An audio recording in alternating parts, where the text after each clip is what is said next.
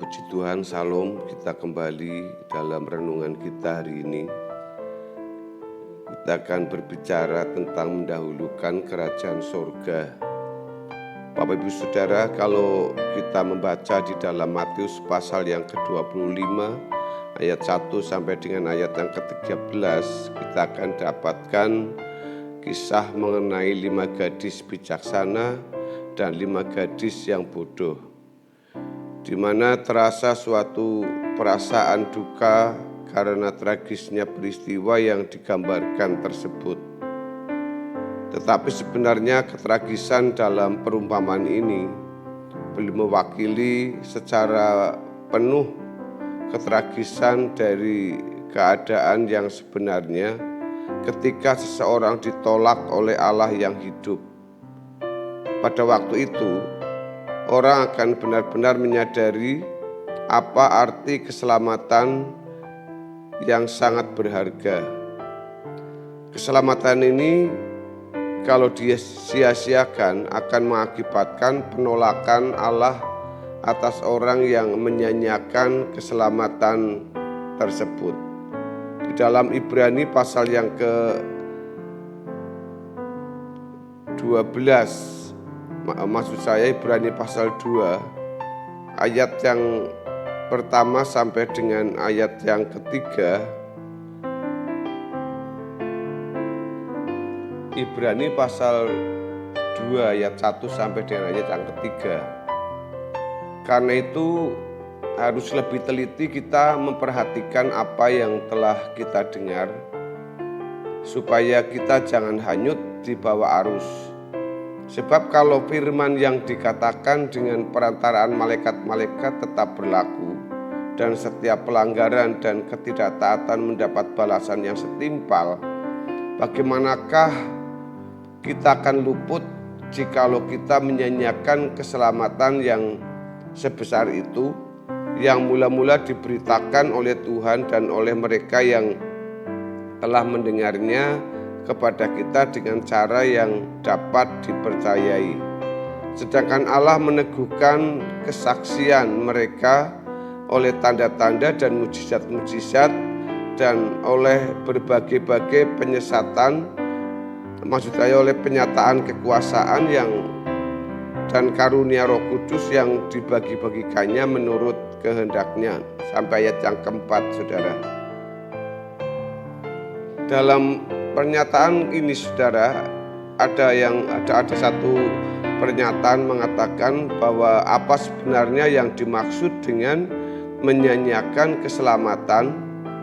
Menyanyiakan keselamatan berarti tidak menerima atau tidak menanggapi keselamatan yang Tuhan berikan dengan cara yang benar. Perhatikan bagaimana gadis yang bodoh yang tidak diperkenankan masuk pesta perjamuan kawin. Mereka bukannya tidak menantikan mempelai tersebut, mereka menantikan, tetapi mereka tidak memiliki persediaan minyak. Ini berarti mereka tidak melakukan penyambutan sesuai dengan prosedur yang benar. Prosedur yang benar adalah memiliki persediaan minyak. Minyak yang dikemukakan Tuhan Yesus dalam perumpamaan ini sebagai suatu gambaran dari sikap berjaga-jaga. Kalau perumpamaan tersebut ditunjukkan bagaimana gadis yang bodoh tidak berkesempatan menyediakan minyak, ini berarti minyak tersebut harus dipersiapkan jauh-jauh sebelum itu mempelai itu datang, atau jauh-jauh hari sudah harus dipersiapkan minyak itu. Saudara-saudara yang dikasihi oleh Tuhan Yesus, sikap berjaga-jaga berarti suatu usaha untuk menjaga hubungan yang harmonis dengan Tuhan dan menumbuh kembangkan atau membuatnya semakin berkualitas. Hubungan harmonis adalah hubungan yang baik, yang real, yang dapat dirasakan. Ciri dari seseorang yang memiliki hubungan yang harmonis dengan Tuhan antara lain, seseorang yang selalu bertobat setiap hari. Hal ini seiring dengan bertumbuhnya pengenalan akan Tuhan dan kedewasaan hati nurani untuk mengenali kesalahan. Orang yang seperti ini akan memiliki pertumbuhan kesucian yang nyata, memiliki pembelaan yang sangat tinggi bagi pekerjaannya yang tanpa batas. Baginya, pelayanan pekerjaan Tuhan adalah hidupnya. Semua ini tidak dapat dikerjakan dalam satu hari, bahkan dalam satu minggu atau dalam satu bulan. Semua itu merupakan pembiasaan hidup yang harus terus berlangsung setiap hari. Inilah sebenarnya yang dimaksud dengan mendahulukan kerajaan surga. Saudaraku, bahaya besar yang tidak disadari oleh banyak orang adalah menunda bersikap benar terhadap keselamatan yang Tuhan berikan, sesuatu yang seharusnya dilakukan dengan segera dan terus-menerus. Di dalam Ibrani pasal yang ke-12 ayat 16 sampai dengan ayat yang ke-17 diungkapkan kegagalan Esau menikmati atau memanfaatkan hak kesulungannya. Ia kehilangan hak kesulungannya karena tidak bersikap benar terhadap hak kesulungan yang diberikan dan yang memang adalah haknya. Ia menukar hak kesulungannya tersebut dengan sepiring makanan. Dalam kisah yang ditulis dalam Kejadian pasal yang ke-27 ayat 1 sampai dengan ayat yang keempat, di sini disebutkan ayat yang pertama, ketika Ishak sudah tua dan matanya telah kabur sehingga ia tidak dapat melihat lagi, dipanggilnyalah Esau dan Esau anaknya yang sulung, anak sulungnya, serta berkata kepadanya, "Anakku." Saud Esau, "Ya Bapa." Berkatalah Ishak, "Lihat, aku sudah tua, aku tidak tahu bila hari kematianku.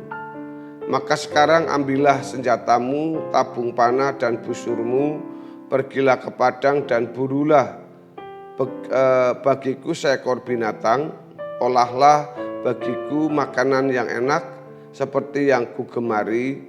Sesudah itu bawalah kepadaku supaya ku makan, agar aku memberkati engkau sebelum aku mati." Di dalam pernyataan ini, saudara, nyata bahwa Esau merasa bahwa ia masih memiliki hak kesulungan tersebut. Ia sangat ceroboh. Ia menganggap sepi apa yang telah dilakukan sebelumnya, bahwa ia menukar hak kesulungannya dengan sepiring makanan dalam Kejadian 25 ayat yang ke-29 sampai 34. Tentu Esau tidak berniat atau tidak bersungguh-sungguh dan tidak serius untuk menjual hak kesulungannya, tetapi tindakan cerobohnya justru membuat ia kehilangan hak kesulungannya, atau kecerobohan itu cukup untuk membuat ia kehilangan hak kesulungannya. Saudara-saudara, perhatikan bagaimana ia tidak mempersoalkan dari jauh-jauh hari mengenai hal yang berkaitan mengenai hak kesulungannya. Ketika keadaan sudah mendesak, barulah ia serius mempersoalkan, tetapi sudah terlambat. Saudara baca dalam Kejadian 27 ayat yang ke-30 sampai 35. Hal ini sama dengan kisah 5 gadis bodoh dari apa yang Matius 25 ayat 1 sampai 13 catat. Tentu mereka tidak bermaksud untuk ditolak dan tidak mau juga untuk ditolak. Tidak ada maksud seperti itu, tetapi kecerobohan mereka di mana mereka tidak mempersiapkan diri dan bahkan menganggap enteng persiapan tersebut, cukup membuat mereka kehilangan kesempatan yang berharga. 5 gadis bodoh tersebut baru mempersoalkan persediaan minyak pada waktu yang tidak tepat. Hal ini mengajarkan kepada kita agar kita jangan sampai pada waktunya mempersoalkan hal keselamatan karena kecerobohan kita yang tidak mempersiapkan keselamatan kita sendiri dari jauh-jauh hari. Jangan mempersoalkan keselamatan di waktu yang tidak tepat. Tuhan Yesus mengingatkan agar kita tidak menyanyiakan kesempatan selagi hari masih siang dalam Yohanes 9 ayat yang keempat. Perhatikan cara iblis merusak kehidupan orang percaya dan membinasakannya, yaitu dengan cara membuat seseorang hanyut dalam keasikan untuk hal-hal sepele, tidak berarti dan dengan kenikmatan sesaat. Inilah kesalahan fatal Esau yang tidak boleh ditiru atau diulangi, dan kesalahan 5 gadis yang bodoh yang tidak mempersiapkan segala sesuatunya jauh-jauh hari sebelumnya. Bapak Ibu Saudara, kiranya kebenaran ini memberkati kita. Haleluya. Amin.